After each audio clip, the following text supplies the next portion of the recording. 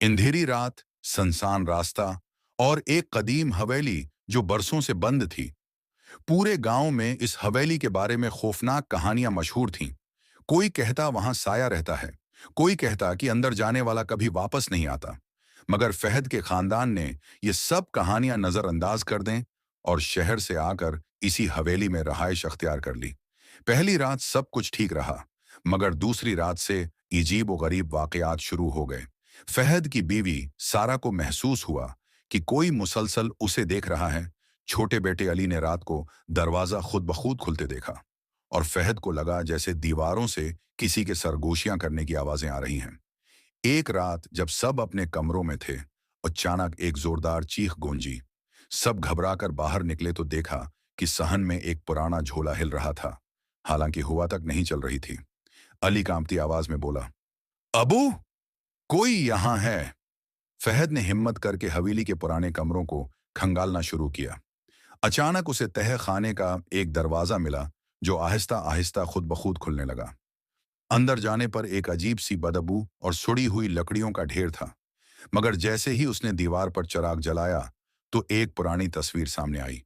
इस तस्वीर में एक खुशहाल खानदान था, मगर हैरत की बात यह थी कि इनके चेहरे खर्च कर मिटाए जा चुके थे। सारा ने कांपती आवाज में कहा, यह तस्वीर यहां क्यों है और चेहरे क्यों मिटाए गए हैं? इसी लम्हे फहद को हुआ में उड़ते हुए देखा गया। महसूस हुआ कि किसी ने उसके कुंधे पर हाथ रखा। उसने झटके से पीछे देखा, मगर वहां कोई नहीं था। अचानक दरवाजे खुद ब खुद बंद हो गए, चिराग बुझ गया और घप अंधेरा छा गया।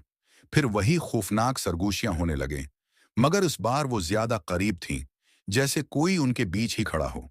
अचानक एक लर्जा खीज आवाज गूंजी, ये घर हमारा है, तुम यहां नहीं रह सकते। हवेली की जमीन जोर जोर से लरजने लगी, दरवाजे धड़ धड़ बजने लगे और हर चीज अपनी जगह से हिलने लगी। फहद ने सारा और अली का हाथ पकड़ा और दीवाना वार बाहर की तरफ भागा। जैसे ही वो दरवाजे के करीब पहुंचे, दरवाजा एक जोरदार धमाके से खुल गया और वो सब जमीन पर गिर गए। बाहर आकर वो मुड़कर देखने लगे।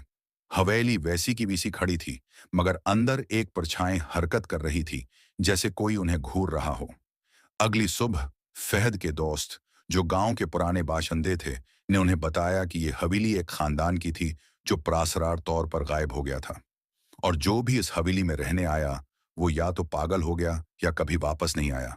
फहद ने बगैर किसी सवाल के फैसला कर लिया, वो इस घर में एक लम्हा भी मजीद नहीं रखेंगे। रात के अंधेरे में जब वो अपना सामान लेकर निकले तो आखिरी बार हवेली की तरफ देखा। अली चीख पड़ा, अबू, कोई खिड़की से हमें देख रहा है। फहद ने खिड़की की तरफ नजर डाली और जो उसने वहां देखा, उसने उसकी रीढ़ की हड्डी में सनसनाहट दौड़ा दी। वही तस्वीर जिसमें चेहरे मिटाए गए थे, अब उसमें एक नया चेहरा शामिल हो चुका था, और वो चेहरा था फहद का।